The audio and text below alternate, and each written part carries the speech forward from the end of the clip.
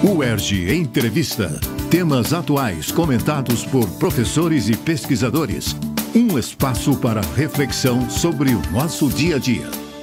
Segundo dados do Censo da Educação Superior 2019, desenvolvido pelo INEP, os indígenas representam pouco mais de 0,5% dos estudantes de graduação do país. Este dado por si só não traduz a realidade desses universitários, tampouco as questões envolvidas nas suas trajetórias até ingressarem no ensino superior e após se graduarem. Para nos ajudar a refletir sobre este assunto, convidamos Kelly Russo, professora e pesquisadora da FEBEF, Faculdade de Educação da Baixada Fluminense da UERJ, onde coordena o NEP, Núcleo de Estudos sobre Povos Indígenas e Educação. Professora Kelly Russo é doutora em Educação Brasileira pela PUC-Rio e mestre em Ciências Sociais e Educação pela Flaxo. Tem também pós-doutorado em Antropologia Social pelo Museu Nacional e em Educação e Interculturalidade pelo Centro de Estudos sobre Etnicidade e Educação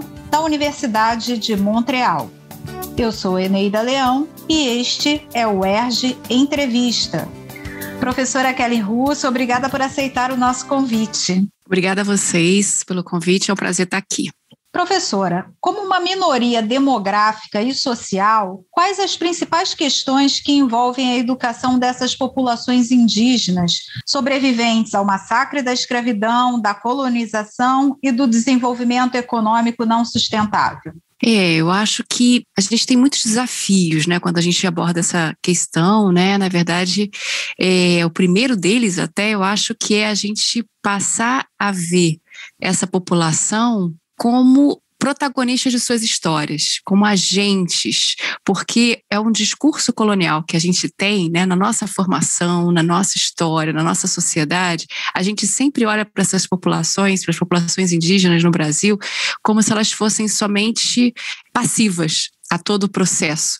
E quando, na verdade, a gente encontra em diferentes momentos da nossa história, aliás, muito até antes da gente ter esse território denominado como Brasil, a gente vê a atuação dessas sociedades, de civilizações incríveis, né, que desenvolvimento científico, tecnológico, com interação entre elas, né, as sociedades indígenas, ela tem uma história de interação muito anterior à chamada desse território como Brasil, né, então acho que o primeiro desafio é esse, é ver como essas populações são ativas na construção da nossa história, né, da história do continente, da história do Brasil. Acho que outro problema que a gente precisa olhar é um problema histórico no Brasil, numa dívida que o Estado brasileiro tem no investimento da educação pública. Em geral, é para a população brasileira. Então, a gente também perceber que a educação escolar indígena, ela está dentro de um marco, né, dentro de um contexto onde existem problemas graves de investimento público na educação brasileira.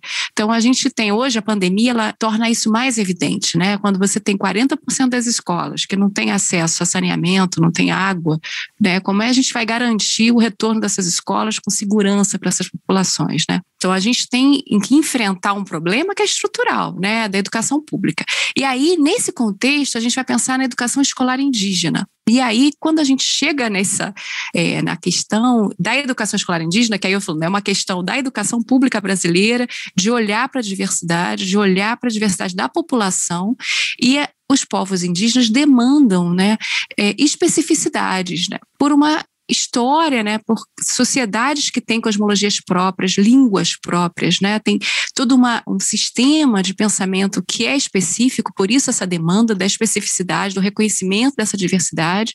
No contexto das aldeias, então a gente tem o processo da escolarização dentro das aldeias, no estado do Rio de Janeiro, por exemplo, a gente tem diferentes aldeias indígenas, então a gente tem a demanda e tem as escolas voltadas para essa população indígena, onde a gente tem que pensar a formação de professores indígenas, a produção de material didático nas línguas maternas e na língua portuguesa, que então aí a gente está vendo o contexto de língua portuguesa como segunda língua.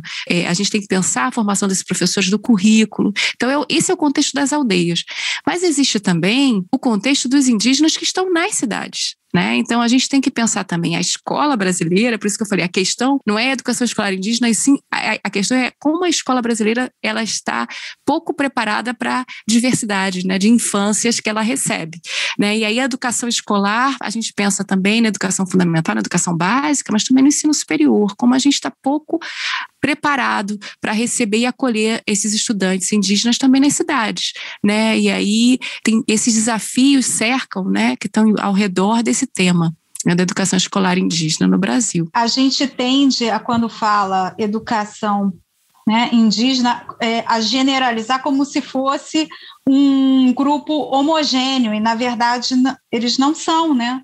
Eles têm culturas muito peculiares e muito circunscritas, às vezes até os seus territórios, né? A sua herança cultural, ancestral, né? Isso tudo faz com que cada um seja único, né? Cada grupo seja único, né? E em relação, professora, especificamente que a senhora tocou a questão do ensino superior, como é que a senhora avalia a adoção da reserva de vagas nas universidades para essa população? Como é que era isso antes das leis de cotas, né? E como essa política, o que essa política mudou nessa realidade? O UERJ foi uma das primeiras universidades do país a adotar a reserva de vagas, né? E a gente tem visto que o impacto da reserva de vagas tem sido muito importante, como esses estudantes afetam a própria universidade. Então, uma política como essa, ela beneficia não só essas populações que foram excluídas historicamente, mas também a própria universidade.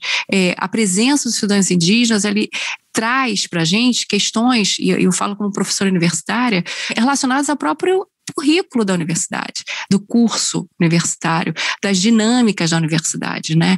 Então, é muito significativa essa presença. E, por outro lado também, justamente os movimentos indígenas têm uma demanda também em relação à autodeclaração, né? Como é que a gente tem feito a reserva de vagas, né? Só pela autodeclaração, essa metodologia não tem sido suficiente para garantir o acesso das populações, para atingir de fato esse público a ser beneficiado por essa política.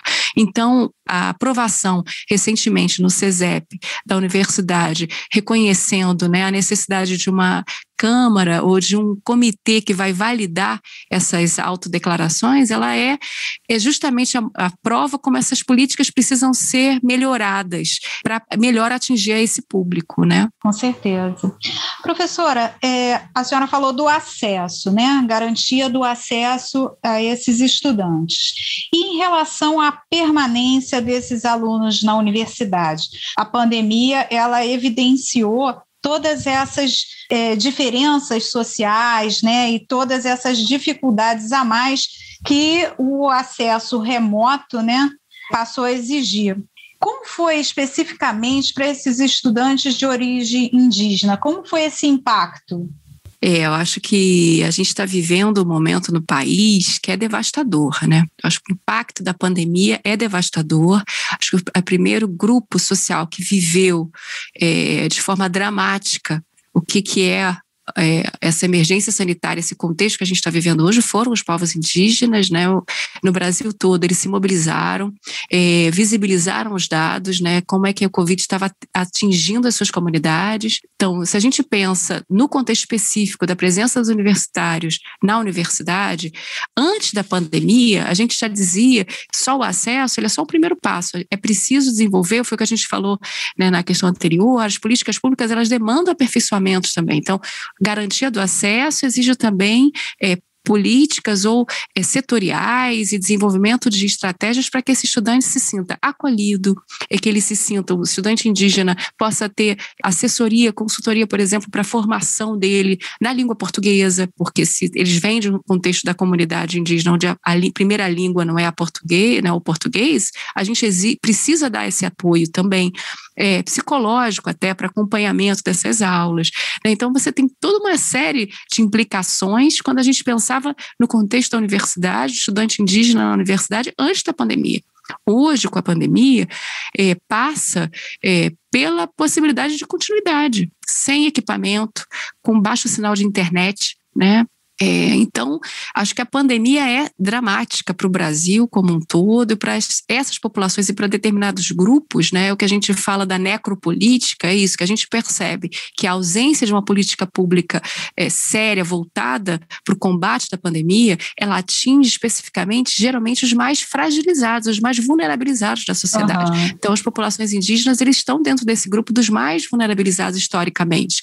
Então, afeta de forma devastadora. Professora Kelly Russo, como promover uma educação inclusiva e democrática que atenda às necessidades específicas dos indígenas e valorize e respeite as suas diferenças culturais? Um pouco daquilo que a gente falou logo no início. Pensar numa educação inclusiva é criar canais e fortalecer, que aliás é o caminho que a gente estava vivendo no Brasil nos últimos 20 anos, a gente teve um processo de ruptura nesses últimos anos, né, num discurso governamental anti-indígena, né, mas a gente viveu e tem vivido uma agência muito forte dessas populações que são muito claras no que elas querem, né, as demandas dessa população sobre a educação escolar e como elas querem que essa educação seja desenvolvida. Então, acho que primeiro é isso, é criar esses canais e fortalecer os que já existem, né, um investimento para a formação de professores indígenas, para a formação de profissionais de educação no contexto urbano, que dê conta das especificidades do acolhimento dos estudantes indígenas nas suas escolas, né? E essa desconstrução de um discurso colonial que, como você mesma falou, invisibiliza ou unifica, né? Que torna homogêneo tantas populações diferentes, porque é ruim para o país, sabe? Eu acho que é importante a gente lembrar disso. Esse olhar colonial, esse racismo, ele é muito ruim para o próprio país, não é só para as populações que são vítimas, né? Porque a gente perde a possibilidade de conhecer diferentes modelos de desenvolvimento, né? Eu acho que hoje o que a pandemia também coloca claramente, esse modelo de desenvolvimento que a gente tem vivido no país e no mundo, ele é insustentável, né? É predatório. Então essas populações estão aí dizendo historicamente, olha, existem outras possibilidades de relação, né, com a Terra, com o planeta, né, com o meio. Então é isso, a gente vai perdendo a possibilidade de acesso a esses conhecimentos, a essas histórias, a essas línguas, né, essa riqueza. Eu acho que é isso. A educação inclusiva, ela promove a possibilidade de fortalecimento dessas populações na participação de políticas públicas, como também ela permite que a gente, que não é indígena, a população, a sociedade nacional como um todo, se beneficie da presença desses sujeitos, né, na educação. Claro, e da contribuição que eles têm a dar, né, para a solução de todos esses problemas que nós causamos, né? Exatamente. E a gente tem figuras assim importantíssimas para a gente pensar na educação. E não é só na educação escolar indígena. Gerson Banil é um filósofo, antropólogo indígena que atuou na Comissão Nacional, no Conselho Nacional de Educação. As contribuições são imensas, né? A Rita Potiguara, você tem vários, Edson Caiapó, você tem vários intelectuais indígenas que pensam a educação a partir do contexto da comunidade indígena, mas que ajuda muito a pensar a educação brasileira, né? Contribui para a educação como um todo, né? Para encerrarmos, professora, como tem sido a atuação profissional desses universitários após a graduação? Eles regressam para as suas comunidades, lá atuam? Como se dá esse retorno, essa aplicação também, né, dessa formação? Eu acho que é interessante essa pergunta para a gente pensar, né, nos diferentes contextos dessas sociedades, né, dessas comunidades indígenas no Brasil. Então, se a gente fala de um universitário indígena que vem de uma aldeia, que vem de uma comunidade indígena, que tem essa ligação e vive numa comunidade indígena, quer dizer, essa relação de um modo, né, esse retorno e essa história desse percurso tem muito a ver com o coletivo. Então, por exemplo, a gente falou da política de cotas, né? Então, por exemplo, o acesso desse indígena à universidade também precisa garantir, por exemplo, que ele mantenha um vínculo com a comunidade de origem. Então, que ele tenha uma bolsa diferenciada para permitir que ele volte para a sua comunidade, que ele possa ter a garantia de que ele vai ter assistência nessa diferença linguística, porque a gente está falando também de povos que têm línguas específicas, né? Então, esse retorno com a comunidade também é negociado esse indígena que está na cidade, que está na universidade, ele também está negociando com a sua comunidade, né? Então, a presença na universidade traz ganhos para a sua comunidade, seja na área da saúde, na educação, nas comunicações, no gerenciamento do território. Então, tem esse contexto. Mas também tem um contexto de estudantes indígenas que são indígenas, que vivem na cidade, não estão mais vinculados tão diretamente a uma comunidade, uma reserva, uma aldeia indígena, né? Um território indígena. Então, esse indígena vai poder contribuir de diferentes formas, e aí foi o que a gente falou antes, né? Eles contribuem para o Brasil. Quanto mais estudantes indígenas na universidade brasileira, maior a nossa possibilidade de ter acesso a esses conhecimentos, né? Que a gente não tem, infelizmente.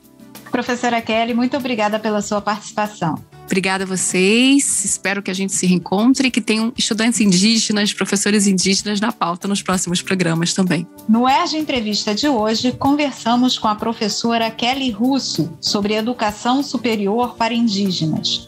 Acompanhe a Rádio UERJ em www.cte.uerj.br/Rádio UERJ e siga-nos no Facebook, no YouTube e nas principais plataformas de podcast. UERJ Entrevista. Produção Rádio UERJ. Realização Centro de Tecnologia Educacional, CTE.